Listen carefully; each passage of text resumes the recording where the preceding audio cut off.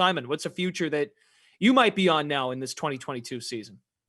I try to bet off public perception. And again, it's the fact that the public doesn't realize how long of a season this really is, right? Again, we still have 10 more games to go for each team. Most of these teams are sitting at 7 games played.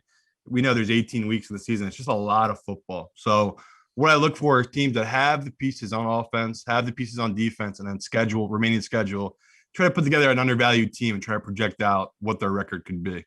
So I looked at this team I'm about to talk about, Las Vegas Raiders. I look at a team that I think they could be 10-7, 9-8, and AFC. That's what it really is going to take for me. Get the 7th seed, get that wild card.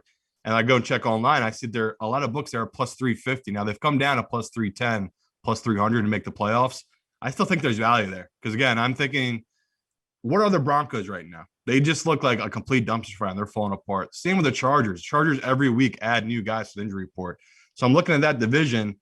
That right there is a big deal because they're going to start playing those teams more often as the season goes along here. And they end the year playing against the Chiefs, which again, they probably should have beat the Chiefs, but the fact they play them in the final week of the season is a huge advantage to me, to the Raiders, right?